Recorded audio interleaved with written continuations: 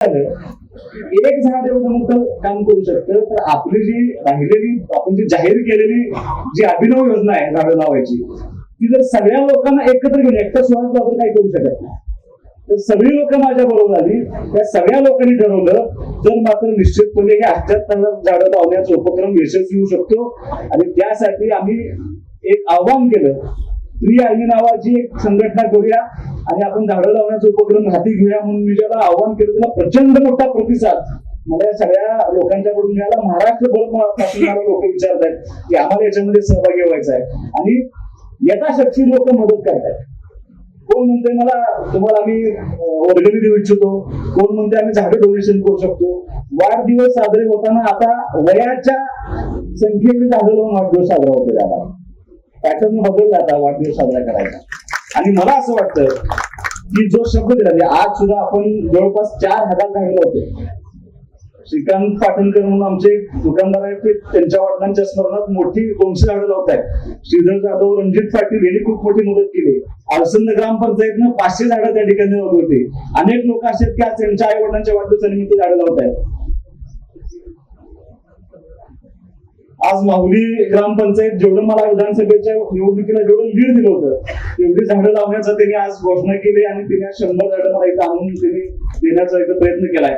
त्यांचे असे अनेक लोकांचे सहभाग मला सतत मेसेज आहे की आम्ही तुम्हाला आर्थिक मदत करतो, आम्ही कोण श्रमदान करतो म्हणून लोक पुढे येत आहेत, झाडं लावायला लोक पुढे येत आहेत. मला खूप समाधान आहे.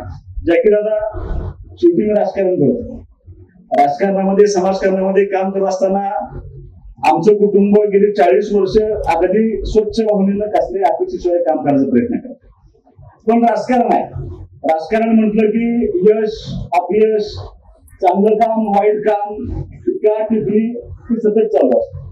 तो आमच्या राजकारणाचा भाग असतो. आणि आता तो थोडस पूर्वीचं राजकारण चांगल्या पातळीवर असायचं, आताचं राजकारण थोडं खालच्या थरावरती गेलं. तो राजकारण करत असताना एखादं काम केलं तरी लोक चांगलं म्हणतात, काही लोक नावं ठेवतात. नाही केलं तरी समर्थन करणारे समर्थन करतात, जे विरोध असतात ते विरोध करतात. पण हे सगळं करत असताना म्हणजे आज सुद्धा माझ्यावरती अगदी खालच्या थरावरती टीका अपप्रचार सतत चालू असतो. अगदी तुम्ही आज येणार आहे याचं सुद्धा पोटात दुखायला लागले काही लोकांना. जगोदादा येणार आहेत, झाडं लावणार आहेत हा विषय बाजूला, पण ते निंदा नालस्ती टीका टीका हे सगळं करत असताना कुठेतरी असं वाटतं की आपण चुकतोय का म्हणून असं कधी कधी असं वाटतं कंटाळ येतो, सगळं त्रास होतो, शरीराला मानसिकतेला त्रास होतो. आणि मग समाधान कुठे मिळतं, ज्या वेळेला राजकारण समाजकारण करत असताना आपण एखाद्याला व्यक्तिगत मदत केली, एखाद्या कुटुंबाला अडचणीच्या काळात मदत केली की आनंद होतो. त्याच्यापेक्षा दुसरं समाधान कशात होतं, एखाद्या व्यक्तीला वैद्यकीय मदतीमध्ये एखादी मदत करू शकलो, एखाद्याचा जीव वाचवू शकलो तर खूप मोठं समाधान मिळतं.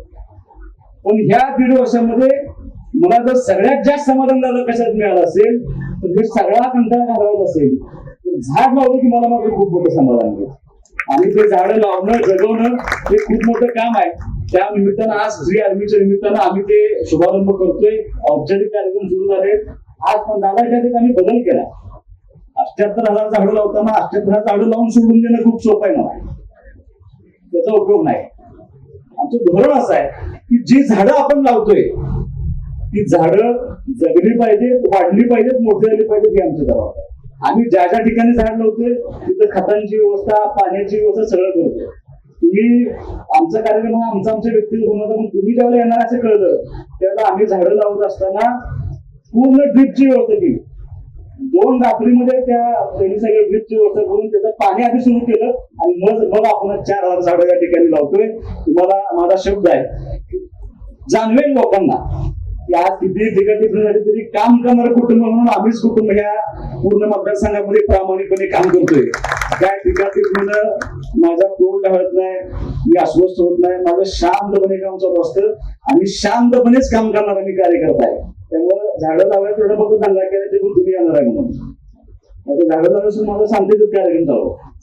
आज सगळ्या व्यासपीठाच्या मंडळींना समोर बसलेल्या सगळ्यांना माहिती आणि जे लोक ह्याच्यामध्ये इन्व्हॉल्व्ह होणार आहेत, मुळात हा कुठेही राजकीय कार्यक्रम नाही.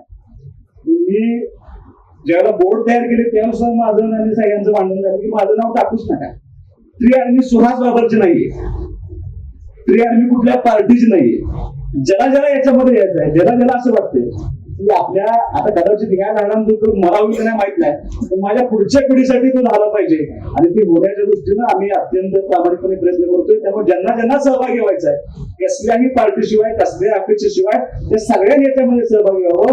खूप मोठी मोहीम याच्या माध्यमातून व्हावी आणि ह्या 78 झाडांच्या पुढे न थांबता आपण त्याच्याही पुढे जावं अशी विनंती मी तुम्हाला निमित्तानं करणार आहे. औपचारिक उद्घाटन आज ट्री आर्मीचं झालंय. पावसाचा अंदाज घेऊन पुढे यायला अनेक अंदाज असे आहेत की पाऊस कमी आहे, त्यामुळे आम्ही 10,000 झाडं लावायची होती, त्यांनी 4,000 वरती पाण्याची उपलब्धतेप्रमाणे केली. जर चांगला पाऊस झाला तर याच वर्षी मॅक्सिमम झालं जाऊ, अन्यथा जसे जसे पाऊस होतील पुढच्या वर्षी जे आपण 78,000 झाडं या 2-2.5 वर्षामध्ये लावून पूर्ण करू. 78,000 झाडं लावल्यानंतर थांबलो असं नाही, तरी मोहीम तर हयाच चालू राहील. यासाठी आपण निश्चितपणे प्रयत्न करणार आहे. तुम्ही आल्यामुळे एक बळ मला मात्र मिळालं. काय झालं, मर्यादित क्षेत्रामध्ये आमचं काम चालू होतं, तुम्ही आला आणि हे महाराष्ट्रभर देशभर ही अभियान जाईल. आणि कारण तुमच्यासारखा स्वाभिमानी माणूस, दादा मी तुमची परवानगी घेऊन सांगतो, कारण एखादा अभिनेता किंवा एखादा हिरो हिरोईन आले तर त्याच्या पाठीमागं काहीतरी कमर्शियल किंवा म्हणजे एखाद्याच्या कार्यक्रमाला लागणार म्हणजे कुणाला तरी द्यावं लागतं. काय मी जगू दादांना 2च गोष्टी दिल्या आणि त्या 2 गोष्टीवर दिली, त्याची अपेक्षा नव्हती. ही बैलगाडी आणि दुसरी बाजरीची भाकरी. त्यांचं वय 70 आहे आता. 60 आणि 50 वर्षाच्या आता बापू 70 बघितल्यानंतर व्यायाम करायला पाहिजे असं वाटायला लागले. 70व्या वर्षी त्यांची जी तब्येत आहे, त्यांचं खाणं आहे, तिने आल्याला सांगितलं की मला खूप भूक लागली, चालत आली आपल्या मॉडर्न एज्युकेशन पासून. सगळ्या स्टाफला भेटले, सगळ्या महिलांना भेटले, रस्त्यात येणाऱ्या सगळ्यांना भेटले आणि म्हणजे मला भूक लागली, मला नाश्ता करायचा. तर मला असा दबाव लागला की नाश्ता काय करणार. माझ्या डोक्यात हे सँडविच ते सँडविच आता फोन करायचं नाही. आणि मग तिने असं सांगितलं बाजरीची भाकरी, तूप आणि मीठ. हे आमचं लहानपण मला आठवलं. आणि दादाने अशी भाकरी घेतली, भरपूर तूप होतं त्याच्यावर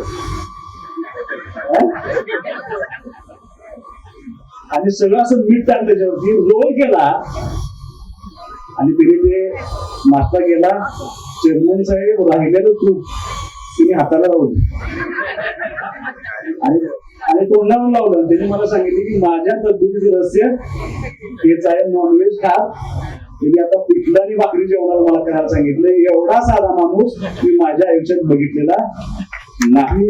आणि मला असं वाटतं एका चांगल्या कार्यक्रमाला याच्यापेक्षा चांगला पाहुणा दुसरा मिळू शकला नसता. मी गगनभाई तुमचं मनापासून आभार मानेन की तुम्ही अत्यंत चांगली व्यक्ती माझ्या कार्यक्रमाला तुम्ही आणि सचिन काकाने दिली. आणि तुमचंही मनापासून मी स्वागत अभिनंदन करतो. खूप ऊन आहे त्यामुळं